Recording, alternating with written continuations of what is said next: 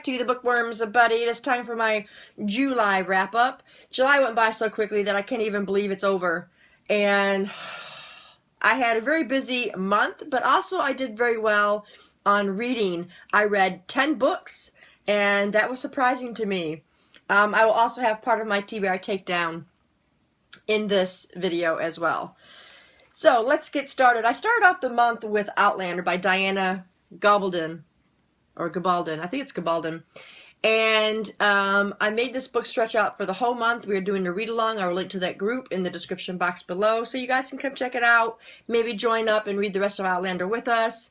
Anyway, I had a book hangover when I finished this book.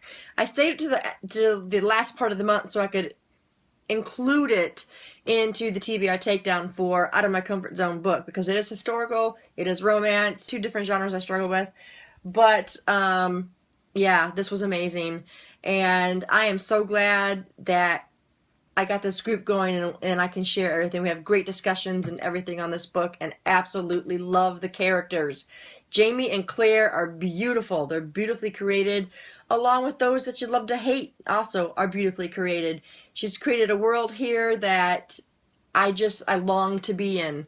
So I can't wait to continue the series. This was fantastic. Rated that 5 stars. The next book I read was Awake. I requested this book on NetGalley. This is by Natasha Preston. And this book was just okay for me. You have this girl, Scarlett, who loses her memory before the age of 5. And she's told that it was due to the trauma of a fire. Okay, first of all, not many of us remember anything before the age of 5.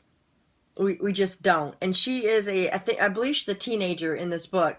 So, you know, when I was a teenager, I didn't remember a whole lot of stuff. Only those things that were traumatic, you know, you remember, really. So, we didn't really get a whole lot more information on Scarlett. Only these little bits and pieces that she would remember. Anyway, the story goes on from that. I don't want to give away anything. I only rated this 2 stars because it was just okay. The next book that I read was Cuts by Richard Lehman. This was a buddy read with Matt. I'm not sure if he got to it or not. This was not a favorite Richard Lehman book. I did rate it 3 stars because it was pure Lehman style, per normal. But the one thing that really bothered me about the story was the fact that the further it went, the more unrealistic it got. And, you know, that's okay. But it was just a bit too unrealistic for me. You have Albert, who is obsessed with cutting people, and it turns into much more than that. So, yeah, not a favorite, you know, but it was okay. It was still entertaining, very graphic, as Richard Lehman stuff usually is pretty graphic. So, if you ever want to read Richard Lehman, keep that in mind. But definitely not one of my favorites. Like I said, it got too unrealistic for me, but it still had enough flair and excitement and that kind of stuff to keep me entertained. The next one I read was She Kills by Jacob Stanley.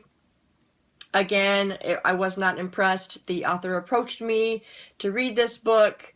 You have Simone, who's had a very troubled life, and she's made some really bad decisions, so she decides to return home, and she gets a gift from an estranged relative, and this is supposed to be some kind of a lucky charm for her, but it starts to make changes in her, hence the name She Kills, and the story goes on from there. I gave this 2 stars. It was just okay for me.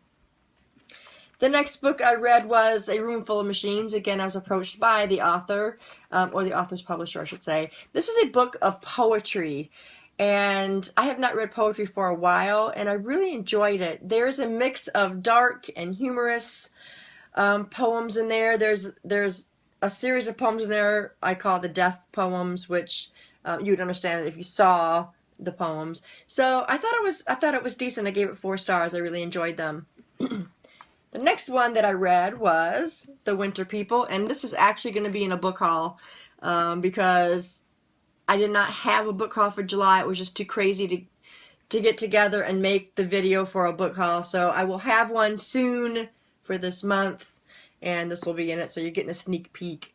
But anyway, this is by Jennifer McMahon, and I really enjoyed it. I like Jennifer McMahon's writing, and a lot of people don't.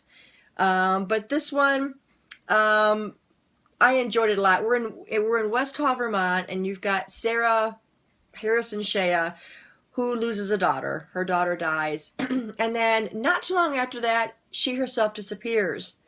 This is set back in 1908, is it? I can't tell. But anyway, it goes to present day, and this family moves into the old house that they lived in, and things start happening. There's a lot of good mystery surrounding the story, which I liked that. And I really did overall enjoy the story. So I gave this 4 stars. The next one that I read was Deadline. This is by Chris Crutcher. In this story, you've got this boy who goes for a physical for school and finds out that he's only got about a year to live because he decides not to take any action. He also decides not to tell anybody what's going on, so he decides to pack in all those things he wants to do within this year. And I found it to be a pretty touching story. There were some very heartfelt, sad parts in this book, but overall, I enjoyed it a lot. It almost read like a memoir, like it was a true story. So I rated this one 4 stars. Oop.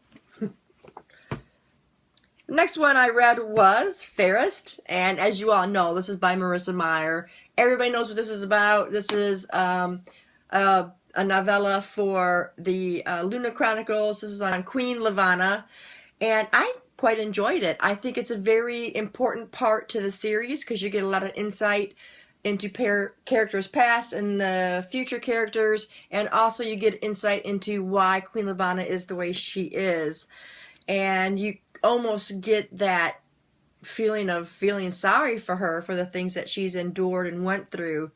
So it gives you a lot more understanding of who she is and why she is the way she is. So I rated this one 4 stars. The next one we've got here is The Cuckoos Calling, and this is by Robert Galbraith, which we all know is J.K. Rowling. This is a mystery book, and I liked most of it for the most part.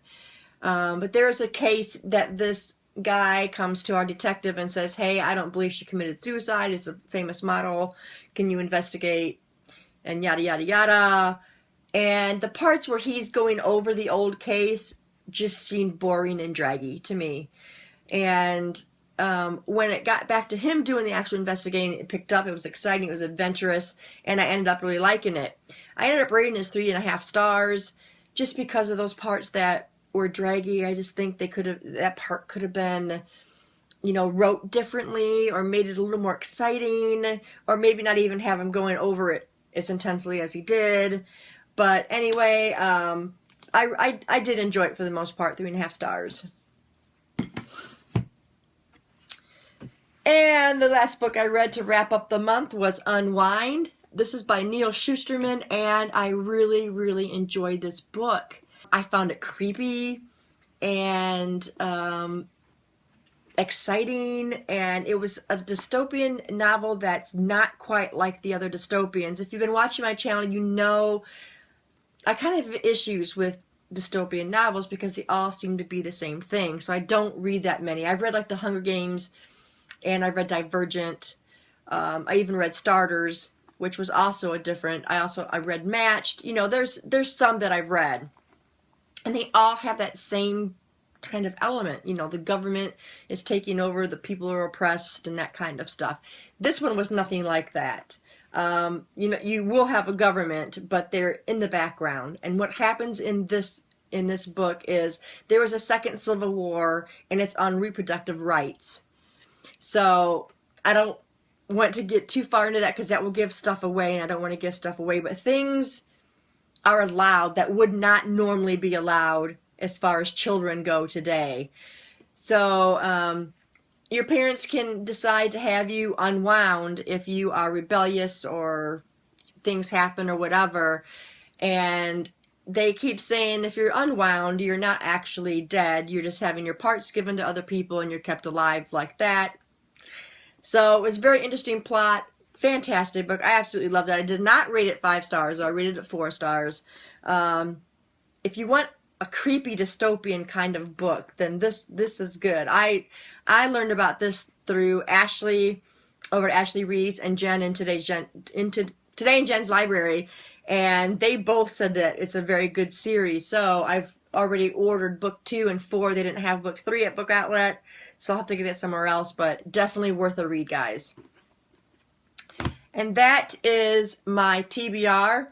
For the TBR takedown, it was fantastic. It was a lot of fun. The books that I read for that was Unwind, The Cuckoos Calling, Fairest, Deadline, and the last bit of Outlander. Those were the books that I chose to read for the TBR takedown. I think it was a total of 1,374 pages that I read for that week. I had a lot of fun involved in the Twitter activities this time. The last TBR takedown, I did not join in on the Twitter. So anyway, guys, that is my wrap up for July and my TBR takedown wrap up. If you've read any of these books, let me know in the comments below and we'll talk about it. Thanks, guys, for staying tuned, and I'll see you in the next video. Bye.